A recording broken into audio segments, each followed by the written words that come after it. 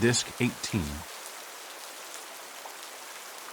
Paul took a step closer to Gurney, found that his eyes were smarting.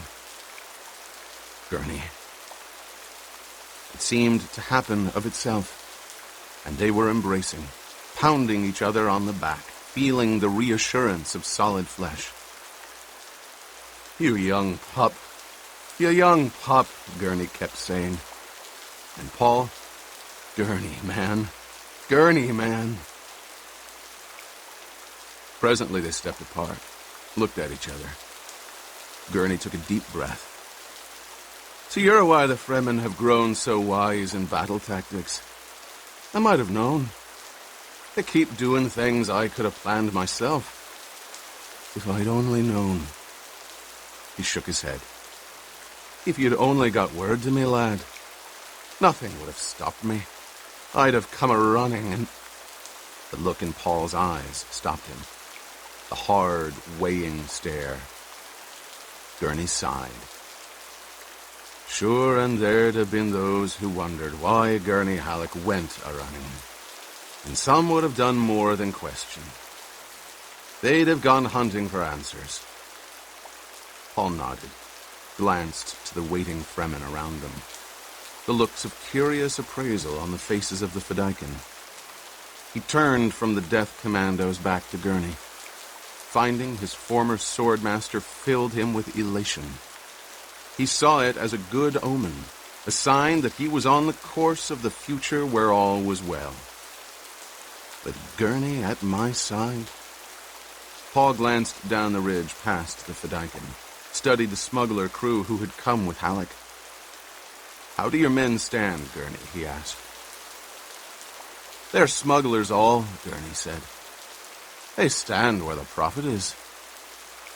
"Little enough profit in our venture," Paul said, and he noted the subtle finger signal flashed to him by Gurney's right hand, the old hand code out of their past.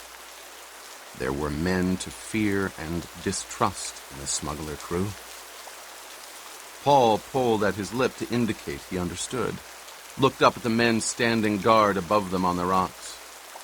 He saw Stilgar there. Memory of the unsolved problem with Stilgar cooled some of Paul's elation. "Stilgar," he said, "this is Gurney Halleck of whom you've heard me speak. My father's master of arms, one of the swordmasters who instructed me. An old friend. He can be trusted in any venture." "I hear," Stilgar said. "You are his duke." Paul stared at the dark visage above him, wondering at the reasons which had impelled Stilgar to say just that. His duke. There had been a strange, subtle intonation in Stilgar's voice, as though he would rather have said something else. And that wasn't like Stilgar, who was a leader of Fremen, a man who spoke his mind. My duke, Gurney thought. He looked anew at Paul. Yes, with Leto dead, the title fell on Paul's shoulders. The pattern of the Fremen war on Arrakis began to take on new shape in Gurney's mind. My duke. The place that had been dead within him began coming alive. Only part of his awareness focused on Paul's ordering the smuggler crew disarmed until they could be questioned. Gurney's mind returned to the command when he heard some of his men protesting. He shook his head, whirled. Are you men deaf? He barked. This is the rightful Duke of Arrakis. Do as he commands. Grumbling, the smugglers submitted. Paul moved up beside Gurney, spoke in a low voice. I'd not have expected you to walk into this trap, Gurney. I'm properly chastened, Gurney said. I'll wager yon patch of spice is little more than a sand grain's thickness. A bait to lure us. That's a wager you'd win, Paul said. He looked down at the men being disarmed. Are there any more of my father's men among your crew? None. We're spread thin. There are a few among the free traders. Most have spent their profits to leave this place. But you stayed. I stayed. Because Raban is here, Paul said. I thought I had nothing left but revenge, Gurney said. An oddly chopped cry sounded from the ridgetop. Gurney looked up to see a Fremen waving his kerchief. A maker comes, Paul said. He moved out to a point of rock with Gurney following, looked off to the southwest. The burrow mound of a worm could be seen in the middle distance, a dust-crowned track that cut directly through the dunes on a course toward the ridge. He's big enough, Paul said. A clattering sound lifted from the factory crawler below them. It turned on its treads like a giant insect, lumbered toward the rocks.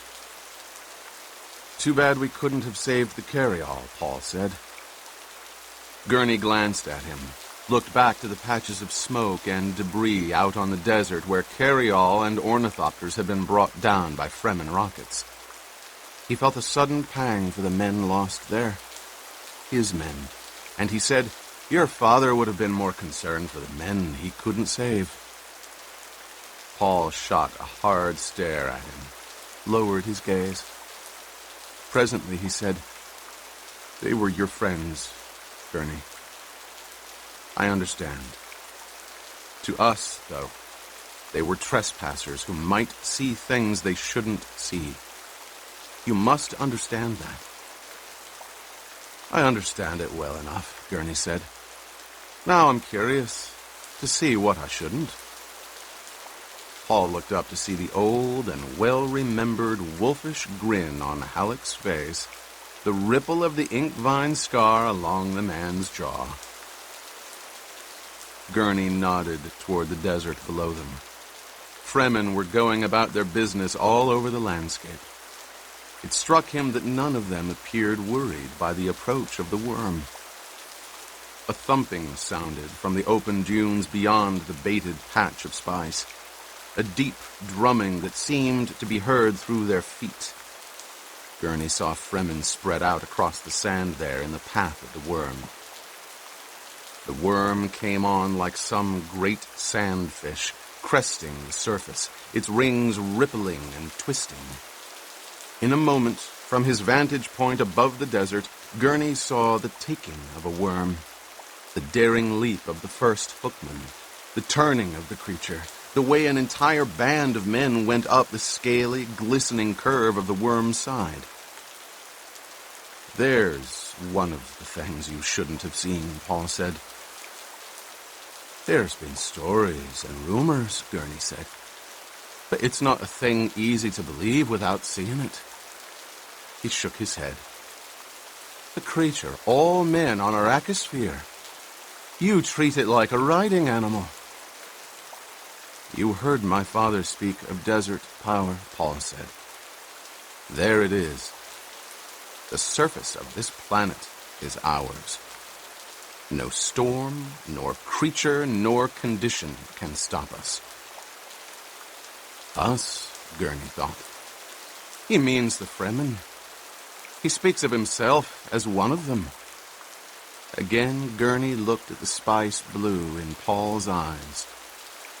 His own eyes, he knew, had a touch of the color, but smugglers could get off-world foods, and there was a subtle caste implication in the tone of the eyes among them.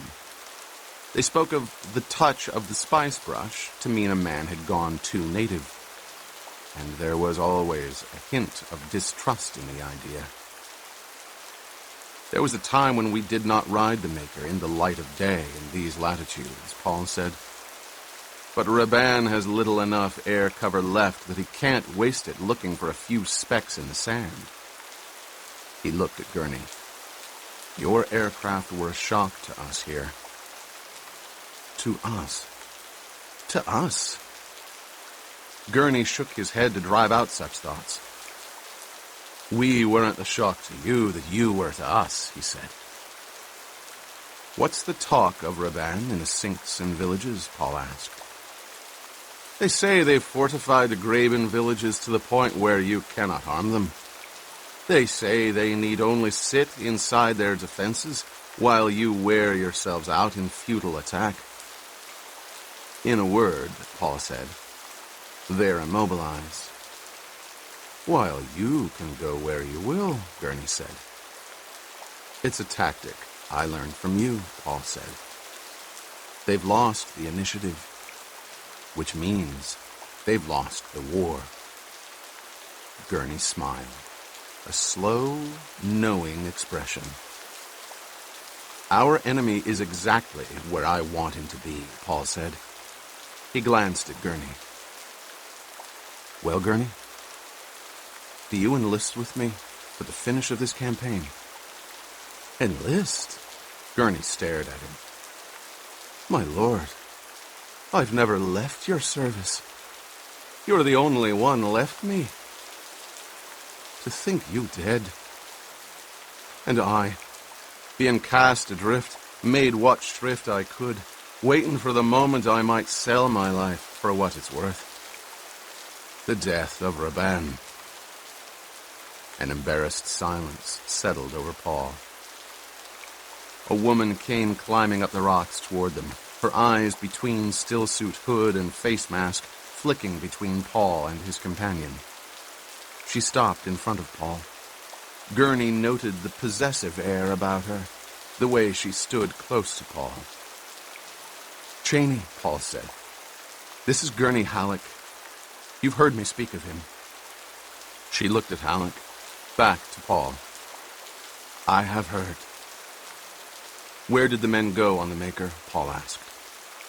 They but diverted it to give us time to save the equipment. Well then, Paul broke off, sniffed the air. There's wind coming, Cheney said. A voice called out from the ridge top above them. Ho there! The wind! Gurney saw a quickening of motion among the Fremen now, a rushing about and sense of hurry. The thing the worm had not ignited was brought about by fear of the wind. The factory crawler lumbered up onto the dry beach below them, and a way was opened for it among the rocks.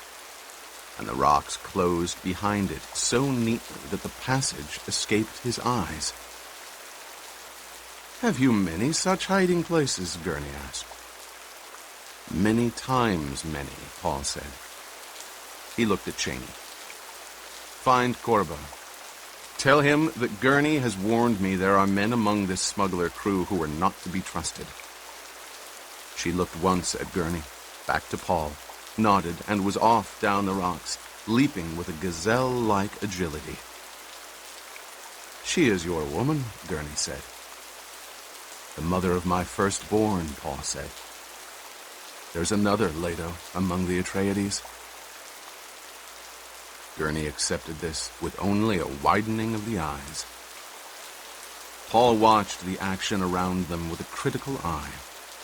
A curry color dominated the southern sky now, and there came fitful bursts and gusts of wind that whipped dust around their heads. Seal your suit, Paul said, and he fastened the mask and hood about his face. Gurney obeyed, thankful for the filters. Paul spoke, his voice muffled by the filter. Which of your crew don't you trust, Gurney? There are some new recruits, Gurney said. Off-worlders. He hesitated, wondering at himself suddenly. Off-worlders. The word had come so easily to his tongue. Yes, Paul said. They're not like the usual fortune-hunting lot we get, Gurney said. They're tougher. Harkonnen spies? Paul asked.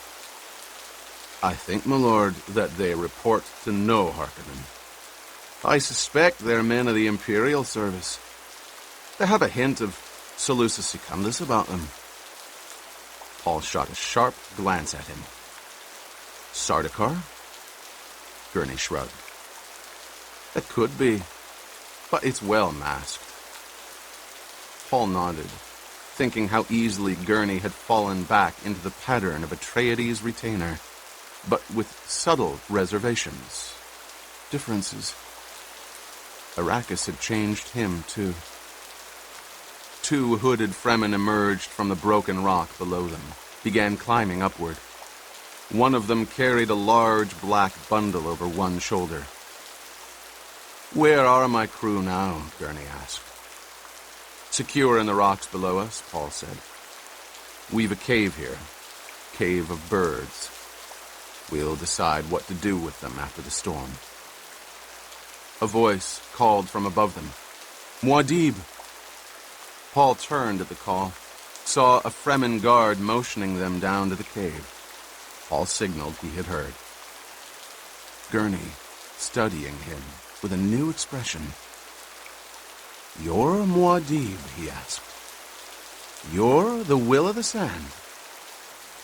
"It's my Fremen name," Paul said. Gurney turned away, feeling an oppressive sense of foreboding.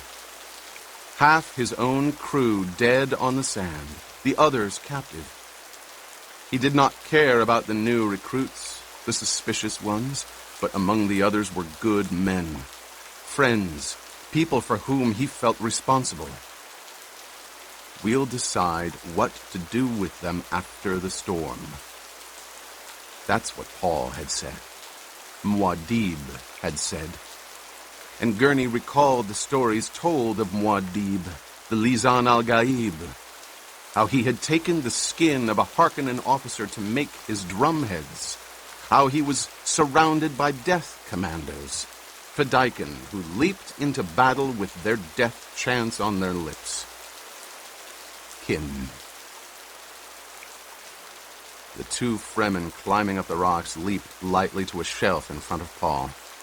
The dark-faced one said, "All secure, Muad'Dib. We best get below now." "Right."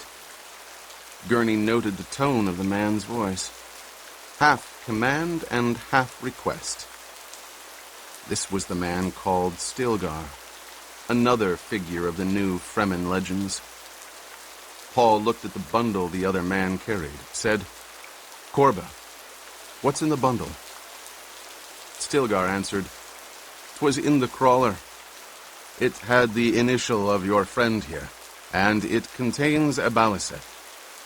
Many times have I heard you speak of the prowess of Gurney Halleck on the balisette." Gurney studied the speaker, seeing the edge of black beard above the stillsuit mask, the hawk stare, the chiseled nose. "You have a companion who thinks, my lord," Gurney said. "Thank you, Stilgar." Stilgar signaled for his companion to pass the bundle to Gurney, said, "Thank your Lord Duke. His countenance earns your admittance here." Gurney accepted the bundle, puzzled at the hard undertones in this conversation.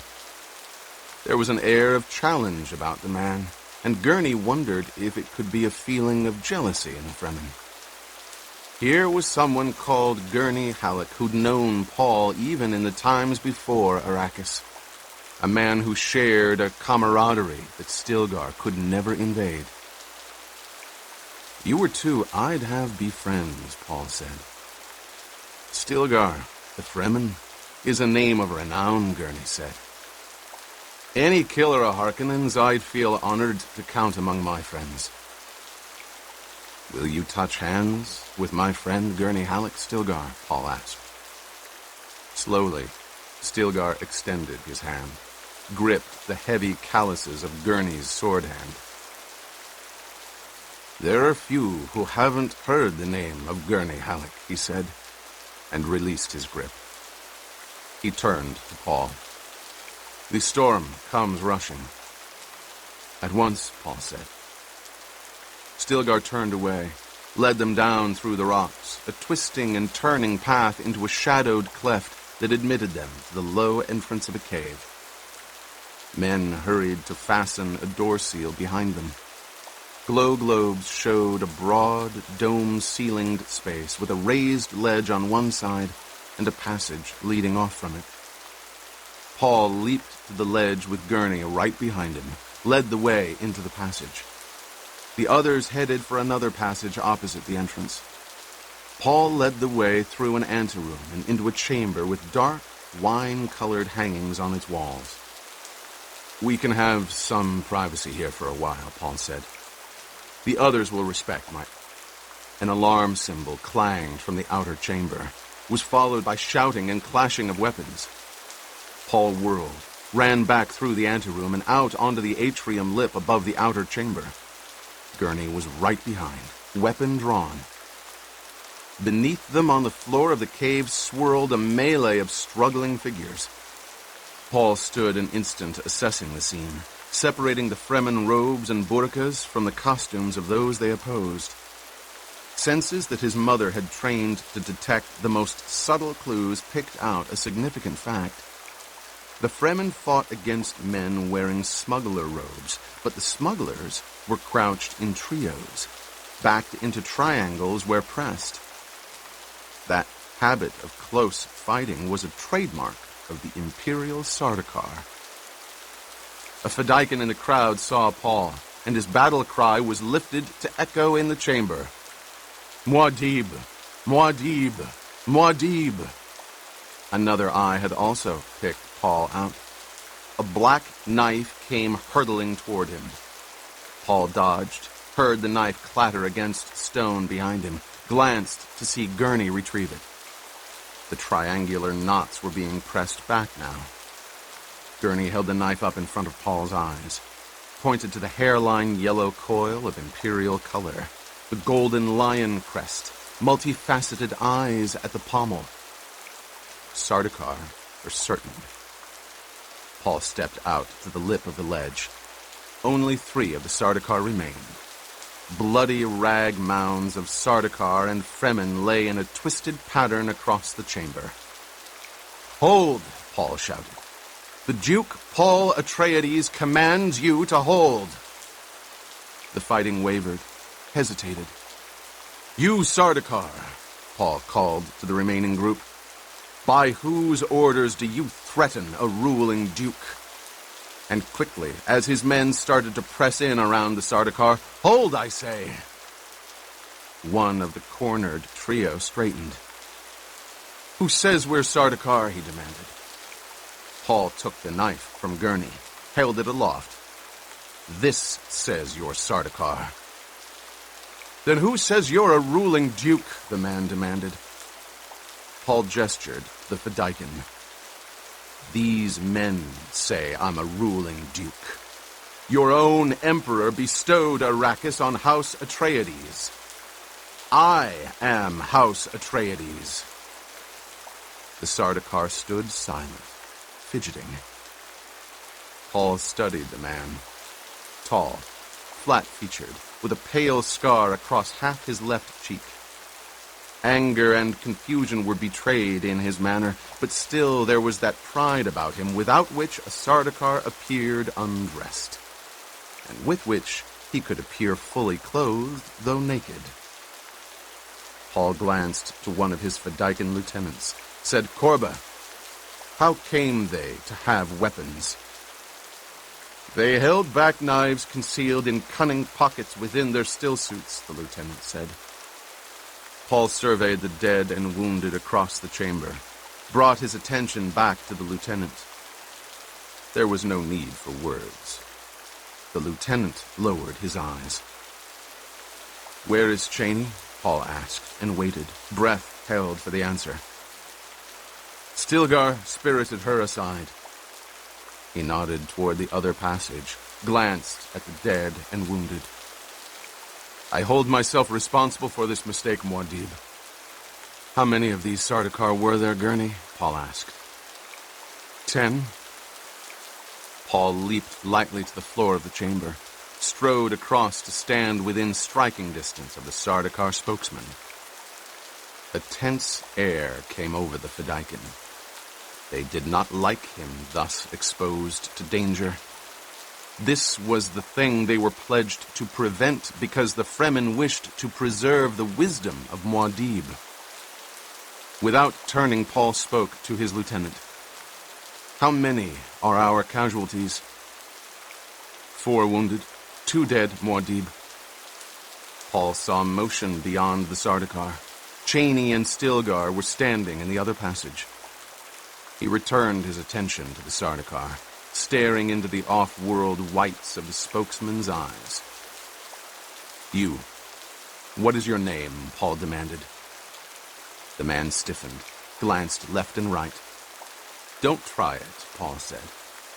"It's obvious to me that you were ordered to seek out and destroy Muad'Dib. I'll warrant you were the ones suggested seeking spice in the deep desert." A gasp from Gurney behind him brought a thin smile to Paul's lips. Blood suffused the Sardakar's face. "What you see before you is more than Muad'Dib," Paul said.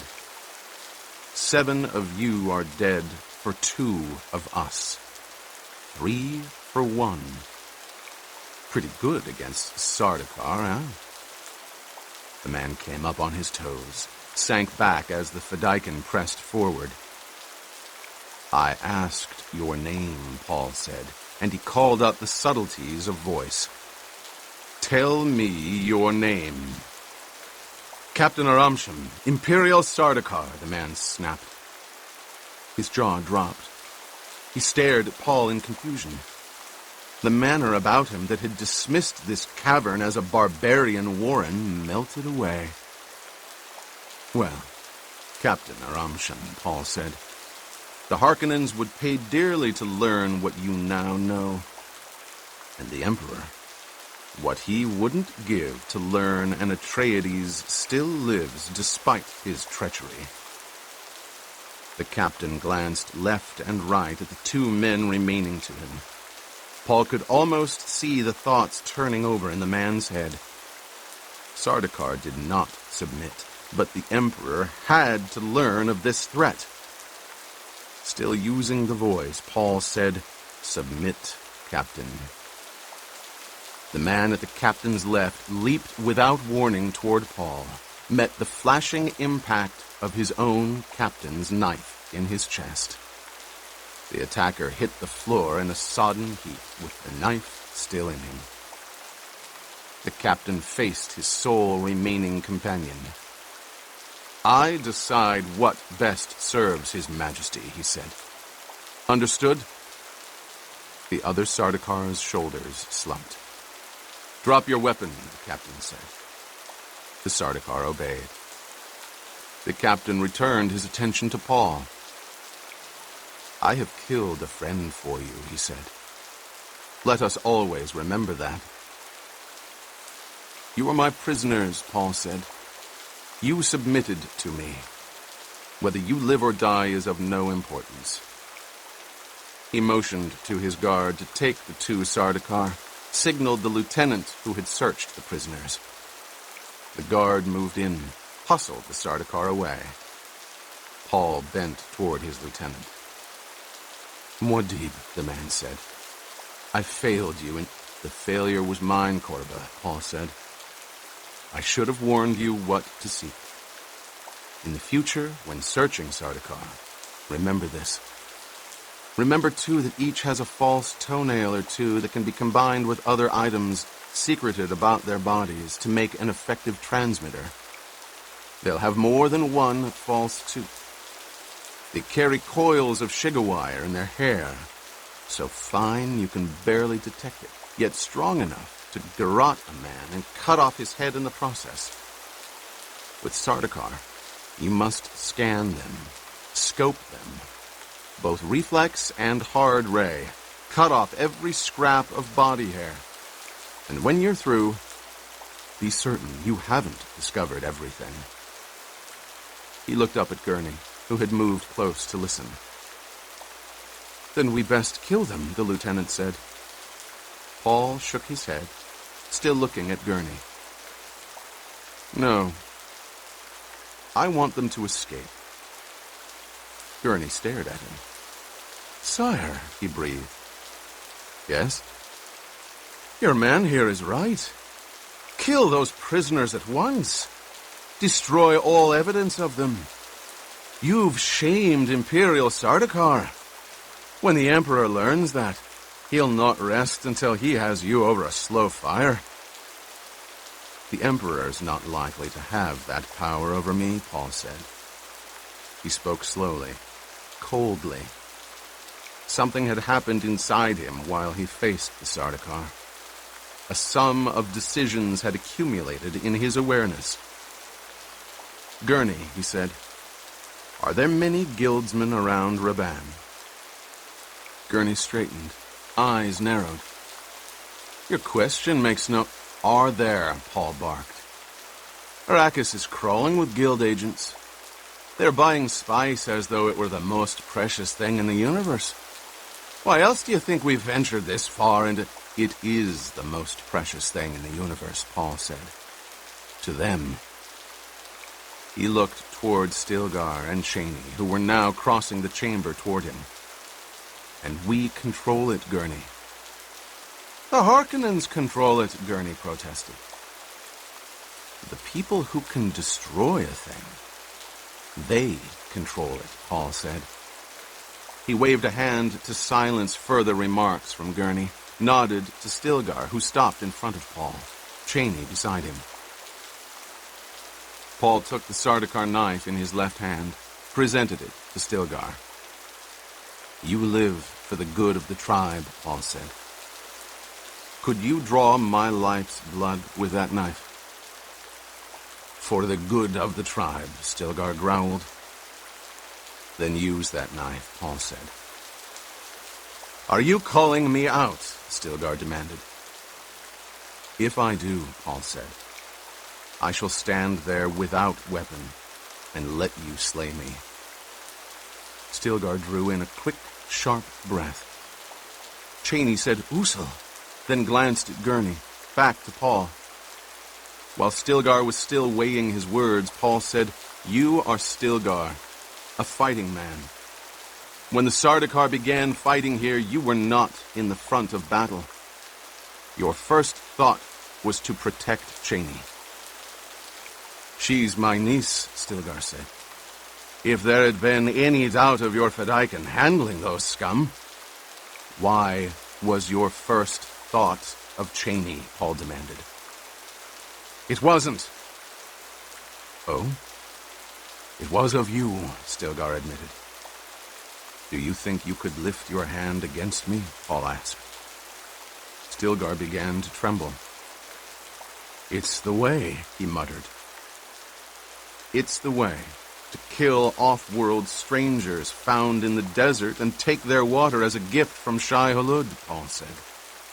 "Yet you permitted 2 such to live one night, my mother and myself." As Stilgar remained silent, trembling, staring at him, Paul said, "Ways change still. You have changed them yourself." Stilgar looked down at the yellow emblem on the knife he held. "When I am Duke in Arrakeen with Cheney by my side, do you think I'll have time to concern myself with every detail of governing Tabur Sietch?" Paul asked. "Do you concern yourself with the internal problems of every family?" Stilgar continued staring at the knife. "Do you think I wish to cut off my right arm?" Paul demanded. Slowly, Stilgar looked up at him. "You," Paul said, "do you think I wish to deprive myself or the tribe of your wisdom and strength?" In a low voice, Stilgar said, "The young man of my tribe, whose name is known to me. This young man I could kill on the challenge floor, Shai Hulud willing. The Lizan al-Gaib, him I could not harm. You knew this when you handed me this knife." "I knew it," Paul agreed. Stilgar opened his hand. The knife clattered against the stone of the floor. "Ways change," he said. "Cheney," Paul said, "go to my mother. Send her here that her counsel will be available and—" "But you said we would go to the south," she protested. "I was wrong," he said. "The Harkonnens are not there. The war is not there." She took a deep breath. accepting this as a desert woman accepted all necessities in the midst of a life involved with death. "You will give my mother a message for her ears alone," Paul said. "Tell her that Stilgar acknowledges me Duke of Arrakis, but a way must be found to make the young men accept this without combat." Chaney glanced at Stilgar. "Do as he says," Stilgar growled. "We both know he could overcome me, and I could not raise my hand against him for the good of the tribe." "I shall return with your mother," Chaney said. "Send her," Paul said. Stilgar's instinct was right. I am stronger when you are safe. You will remain in the CH. She started to protest, swallowed it. "Sihaya," Paul said, using his intimate name for her. He whirled away to the right, met Gurney's glaring eyes. The interchange between Paul and the older Fremen had passed as though in a cloud around Gurney, since Paul's reference to his mother. "Your mother?" Gurney said. "Idaho saved us the night of the raid," Paul said, distracted by the parting with Chaney. "Right now, What of Duncan Idaho, my lord?" Gurney asked. "He's dead, buying us a bit of time to escape." The she-witch alive, Gurney thought. The one I swore vengeance against, alive. And it's obvious Duke Paul doesn't know what manner of creature gave him birth. The evil one betrayed his own father to the Harkonnens. Paul pressed past him, jumped up to the ledge. He glanced back, noted that the wounded and dead had been removed, and he thought bitterly that here was another chapter in the legend of Paul Muad'Dib. I didn't even draw my knife, but it'll be said of this day that I slew 20 Sardaukar by my own hand. Gurney followed with Stilgar, stepping on ground that he did not even feel. The cavern, with its yellow light of glow globes, was forced out of his thoughts by rage.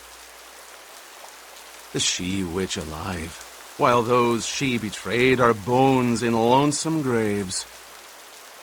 I must contrive it that Paul learns the truth about her before I slay her.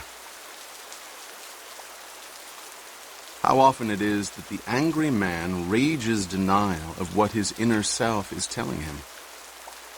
The Collected Sayings of Muad'Dib by the Princess Irulan.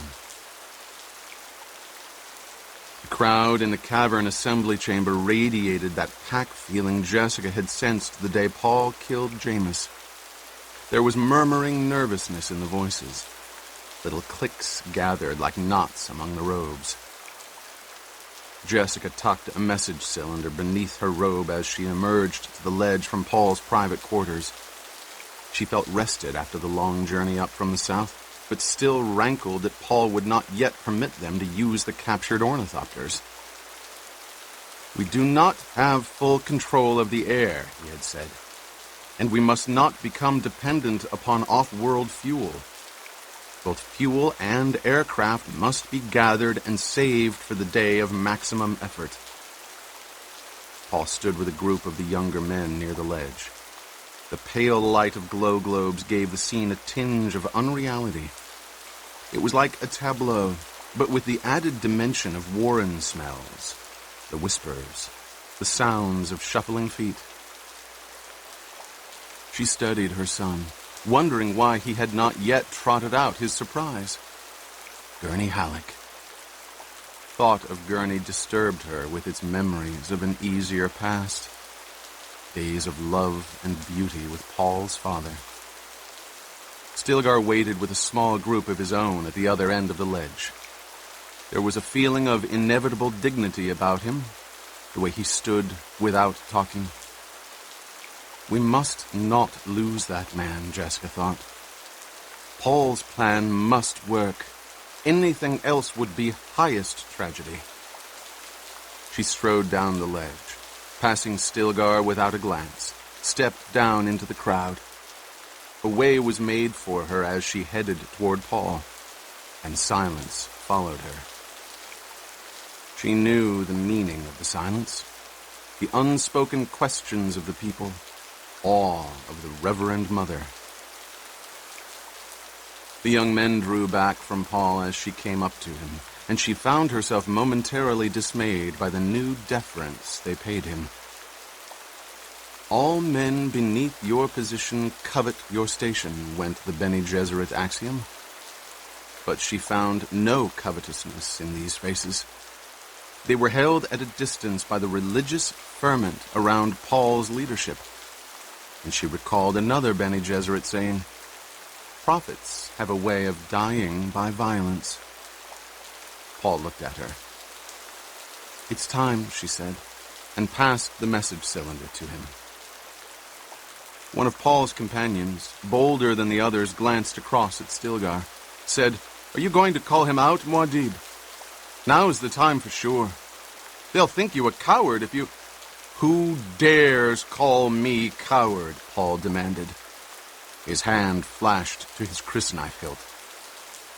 Bated silence came over the group, spreading out into the crowd.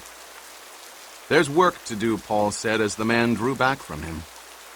Paul turned away, shouldered through the crowd to the ledge, leaped lightly up to it, and faced the people. "Do it!" someone shrieked. Murmurs and whispers arose behind the shriek. Paul waited for silence. It came slowly amidst scattered shufflings and coughs. When it was quiet in the cavern, Paul lifted his chin, spoke in a voice that carried to the farthest corners. "You are tired of waiting," Paul said. Again he waited while the cries of response died out. Indeed, they are tired of waiting, Paul thought. He hefted the message cylinder, thinking of what it contained. His mother had showed it to him, explaining how it had been taken from a Harkonnen courier. The message was explicit. Rabban was being abandoned to his own resources here on Arrakis. He could not call for help or reinforcements. Again, Paul raised his voice. "You think it's time I called out Stilgar and changed the leadership of the troops?" Before they could respond, Paul hurled his voice at them in anger. "Do you think the Lisan al-Gaib that stupid?" There was stunned silence. He's accepting the religious mantle, Jessica thought. He must not do it. "It's the way," someone shouted. Paul spoke dryly, probing the emotional undercurrents. "Ways change." An angry voice lifted from a corner of the cavern. "We'll say what's to change." There were scattered shouts of agreement through the throng. "As you wish," Paul said. And Jessica heard the subtle intonations as he used the powers of voice she had taught him. "You will say," he agreed. "But first, you will hear my say." Stilgar moved along the ledge, his bearded face impassive. "That is the way, too," he said. "The voice of any Fremen may be heard in council. Paul Muad'Dib is a Fremen. The good of the tribe, that is the most important thing, eh?" Paul asked. Still, with that flat-voiced dignity, Stilgar said, "Thus our steps are guided." "All right," Paul said. "Then, who rules this troop of our tribe? And who rules all the tribes and troops through the fighting instructors we've trained in the Weirding way?" Paul waited, looking over the heads of the throng. No answer came. Presently he said, "Does Stilgar rule all this? He says himself that he does not. Do I rule? Even Stilgar does my bidding on occasion, and the sages, the wisest of the wise, listen to me and honor me in council. There was shuffling silence among the crowd. So, Paul said, does my mother rule? He pointed down to Jessica in her black robes of office among them. Stilgar and all the other troop leaders ask her advice in almost every major decision. You know this. But does a reverend mother walk the sand or lead Erazia against the Harkonnens? Frowns creased the foreheads of those Paul could see, but still there were angry murmurs. This is a dangerous way to do it, Jessica thought, but she remembered the message cylinder and what it implied. And she saw Paul's intent. Go right to the depth of their uncertainty, dispose of that, and all the rest must follow. No man recognizes leadership without the challenge and the combat, huh? Paul asked. That's the way, someone shouted. What's our goal, Paul asked. To unseat Raban, the Harkonnen beast, and remake our world into a place where we may raise our families in happiness amidst an abundance of water. Is this our goal? Hard tasks need hard ways, someone shouted. Do you smash your knife before a battle? Paul demanded. I say this as fact, not meaning it as boast or challenge. There isn't a man here, Stilgar included, who could stand against me in single combat. This is Stilgar's own admission. He knows it. So do you all. Again, the angry mutters lifted from the crowd. Many of you have been with me on the practice floor, Paul said. You know this isn't idle boast. I say it because it's fact known to us all, and I'd be foolish not to see it for myself. I began training in these ways earlier than you did, and my teachers were tougher than any you've ever seen. How else do you think I bested Jameis at an age when your boys are still fighting only mock battles? He's using the voice well, Jessica thought. But that's not enough with these people. They've good insulation against vocal control. He must catch them also with logic. So, Paul said, we come to this. He lifted the message cylinder, removed its scrap of tape. This was taken from a Harkonnen courier. Its authenticity is beyond question. It is addressed to Raban. It tells him that his request for new troops is denied, that his spice harvest is far below quota, that he must wring more spice from Arrakis with the people he has.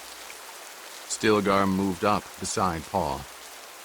How many of you see what this means? Paul asked. Stilgar saw it immediately. They're cut off, someone shouted. Paul pushed message and cylinder into his sash. From his neck he took a braided shigawire cord and removed a ring from the cord, holding the ring aloft. This was my father's ducal signet, he said. I swore never to wear it again until I was ready to lead my troops over all of Arrakis and claim it as my rightful fief.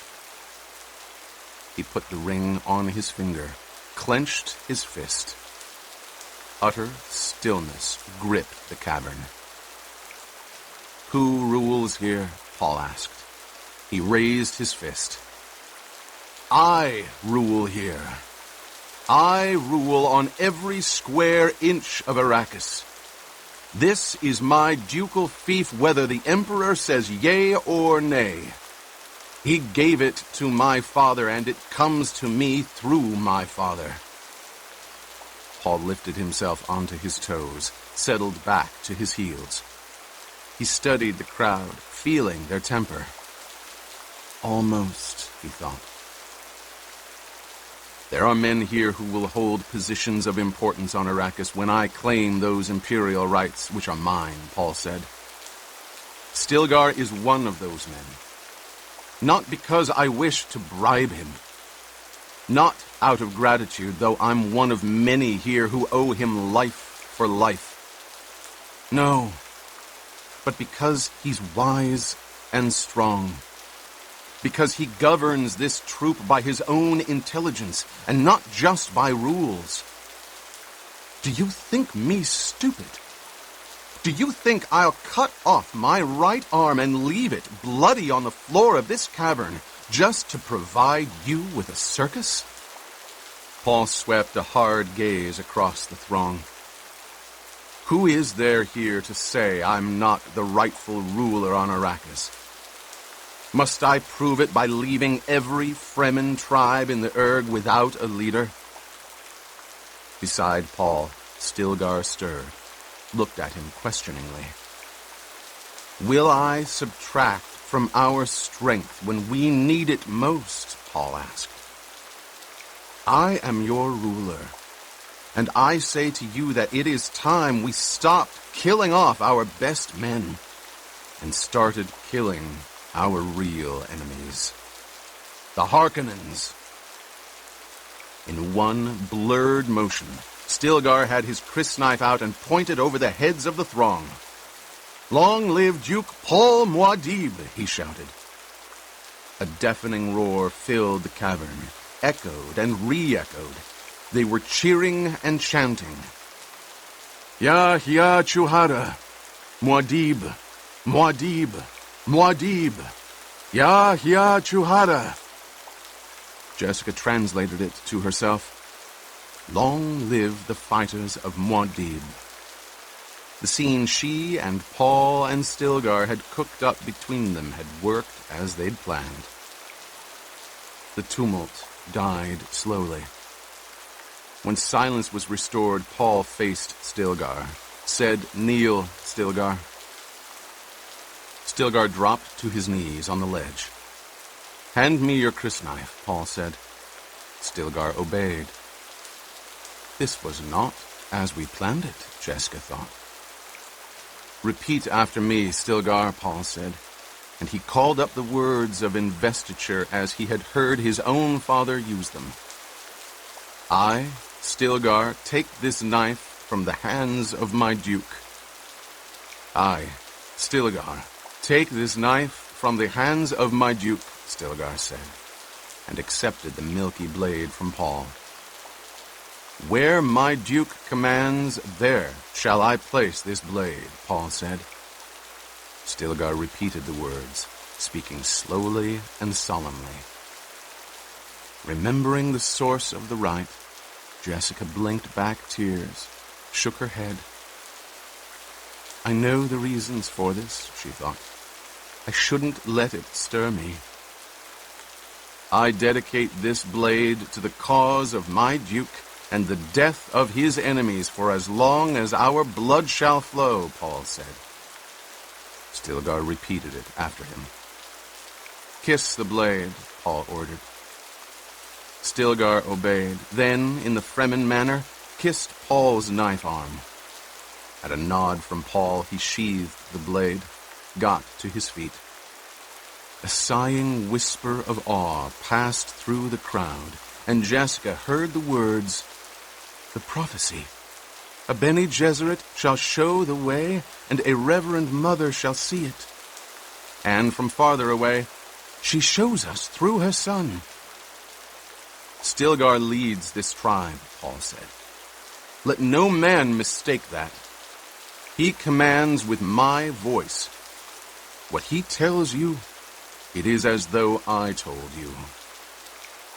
Wise, Jessica thought. The tribal commander must lose no face among those who should obey him. Paul lowered his voice, said, Stilgar, I want sandwalkers out this night and Cielagos sent to summon a council gathering. When you've sent them, bring Hat, Koraba, and Othaim, and 2 other lieutenants of your own choosing. Bring them to my quarters for battle planning. We must have a victory to show the council of leaders when they arrive. Paul nodded for his mother to accompany him, led the way down off the ledge and through the throng toward the central passage and the living chambers that had been prepared there. As Paul pressed through the crowd, hands reached out to touch him. Voices called out to him. "My knife goes where Stilgar commands it, Paul Muad'Dib.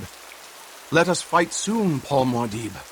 Let us wet our world with the blood of Harkonnens." Feeling the emotions of the throng, Jessica sensed the fighting edge of these people. They could not be more ready. "We are taking them at the crest," she thought.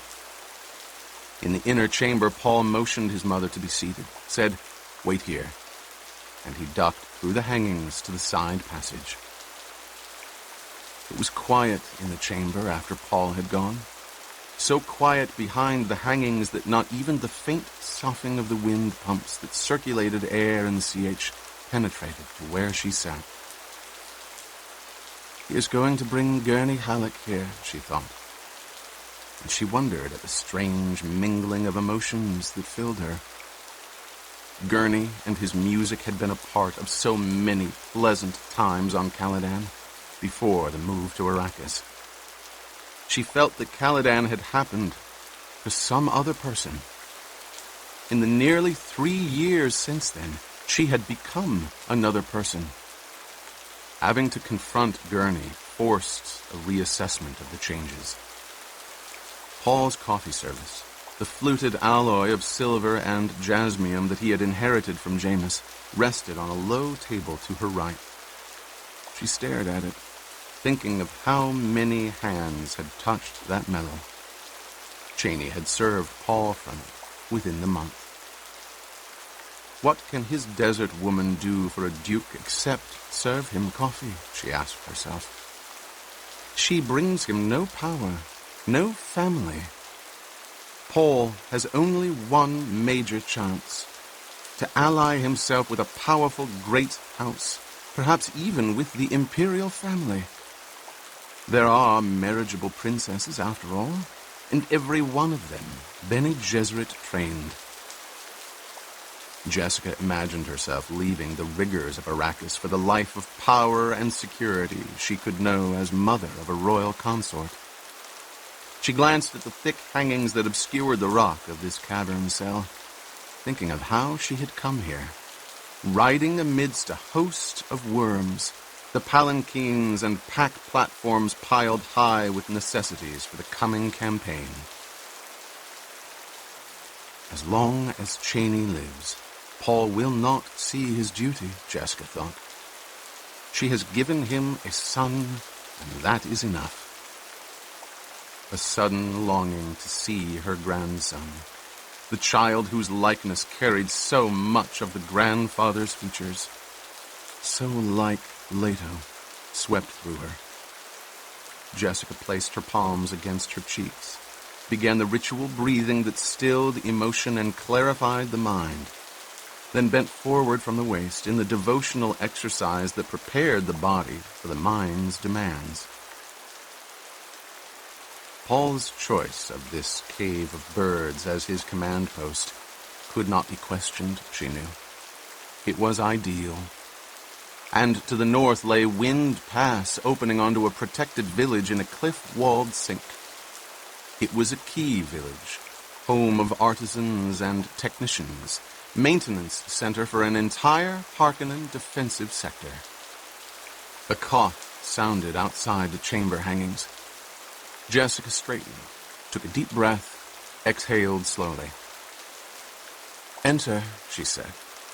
Draperies were flung aside, and Gurney Halleck bounded into the room. She had only time for a glimpse of his face with its odd grimace. Then he was behind her, lifting her to her feet with one brawny arm beneath her chin. "Gurney, you fool, what are you doing?" she demanded. Then she felt the touch of the knife tip against her back. Chill awareness spread out from that knife tip. She knew in that instant that Gurney meant to kill her. Why? She could think of no reason, for he wasn't the kind to turn traitor. But she felt certain of his intention. Knowing it, her mind churned. Here was no man to be overcome easily. Here was a killer wary of the voice, wary of every combat stratagem, wary of every trick of death and violence. Here was an instrument she herself had helped train with subtle hints and suggestions. You thought you had escaped, eh, witch? Gurney snarled. Before she could turn the question over in her mind or try to answer, the curtains parted and Paul entered. Here he is, Paul broke off, taking in the tensions of the scene. You will stand where you are, my lord, Gurney said. What? Paul shook his head. Jessica started to speak, felt the arm tighten against her throat. You will speak only when I permit it, witch, Gurney said. I want only one thing from you for your son to hear it. And I am prepared to send this knife into your heart by reflex at the first sign of a counter against me. Your voice will remain in a monotone. Certain muscles you will not tense or move. You will act with the most extreme caution to gain yourself a few more seconds of life. And I assure you, these are all you have. Paul took a step forward. Gurney, man, what is... Stop right where you are, Gurney snapped. One more step and she's dead. Paul's hand slipped to his knife hilt. He spoke in a deadly quiet. You had best explain yourself, Gurney. I swore an oath to slay the betrayer of your father, Gurney said. You think I can forget the man who rescued me from a Harkonnen slave pit? Gave me freedom, life, and honor? Gave me friendship, a thing I prized above all else? I have his betrayer under my knife. No one can stop me from... You couldn't be more wrong, Gurney, Paul said. And Jessica thought, so that's it. What irony. Wrong am I? Gurney demanded. Let us hear it from the woman herself, and let her remember that I have bribed and spied and cheated to confirm this charge. I've even pushed Samuta on a Harkonnen guard captain to get part of the story. Jessica felt the arm at her throat ease slightly, but before she could speak, Paul said, the betrayer was Yui. I told you this once, Gurney. The evidence is complete, cannot be controverted. It was Yui. I do not care how you came by your suspicion, for it can be nothing else. But if you harm my mother... Paul lifted his crysknife from its scabbard, held the blade in front of him. I'll have your blood. Yui was a conditioned medic, fit for a royal house, Gurney snarled. He could not turn traitor. I know a way to remove that conditioning, Paul said. Evidence, Gurney insisted. The evidence is not here, Paul said. It's in Tabur-Ch, far to the south. But if this is a trick, Gurney snarled, and his arm tightened on Jessica's throat. No trick, Gurney, Paul said, and his voice carried such a note of terrible sadness that the sound tore at Jessica's heart. I saw the message captured from the Harkonnen agent, Gurney said. The note pointed directly at... I saw it too, Paul said. My father showed it to me the night he explained why it had to be a Harkonnen trick aimed at making him suspect the woman he loved. Gurney said. You've not... Be quiet, Paul said, and the monotone stillness of his words carried more command than Jessica had ever heard in another voice.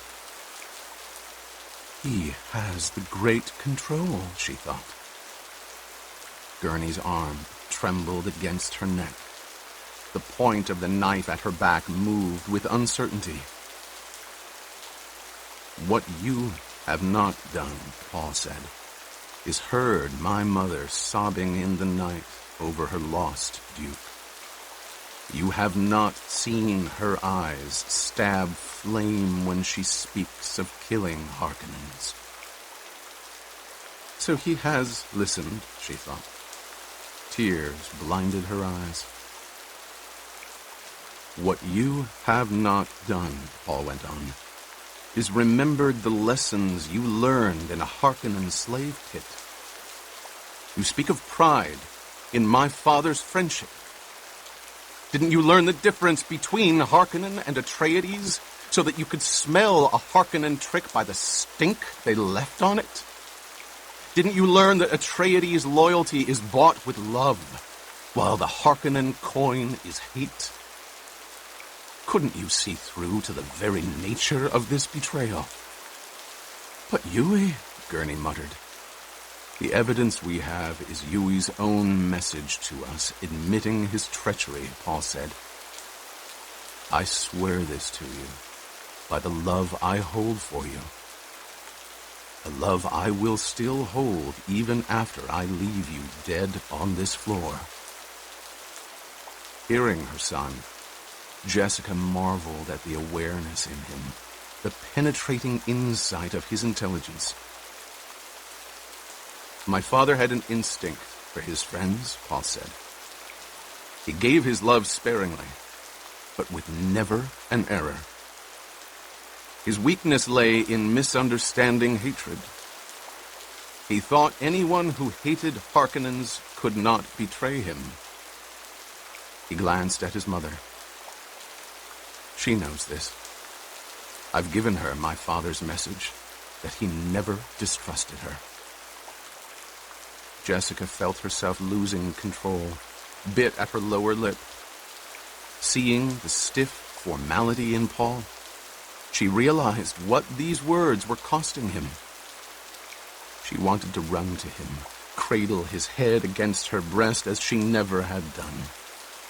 But the arm against her throat had ceased its trembling. The knife point at her back pressed still and sharp. One of the most terrible moments in a boy's life, Paul said, is when he discovers his father and mother are human beings who share a love that he can never quite taste. It's a loss, an awakening to the fact that the world is there and here, and we are in it alone. The moment carries its own truth. You can't evade it. I heard my father when he spoke of my mother. She's not the betrayer, Gurney. Jessica found her voice, said, Gurney, release me.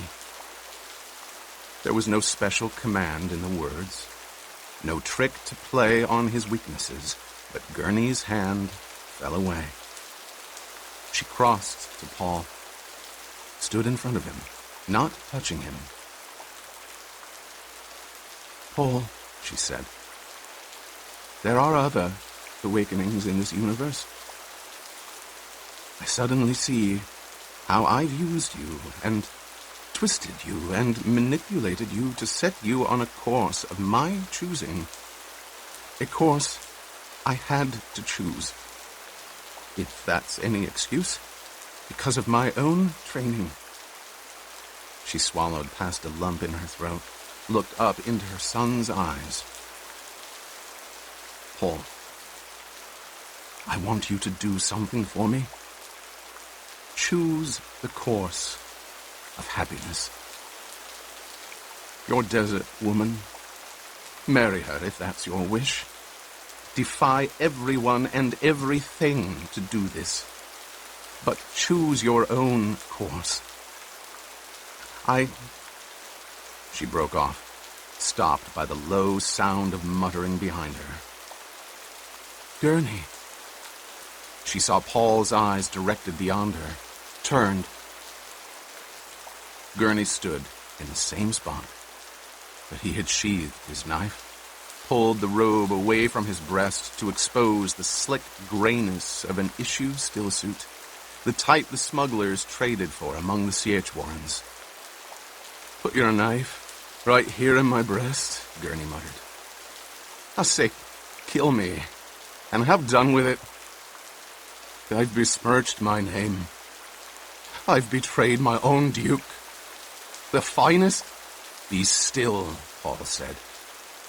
Gurney stared at him. Close that robe and stop acting like a fool, Paul said. I've had enough foolishness for one day. Kill me, I say, Gurney raged. You know me better than that, Paul said.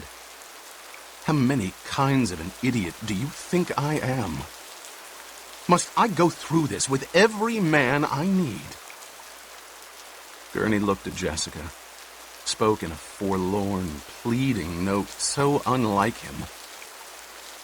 Then you, my lady, please, you kill me. Jessica crossed to him, put her hands on his shoulders. Gurney, why do you insist the Atreides must kill those they love?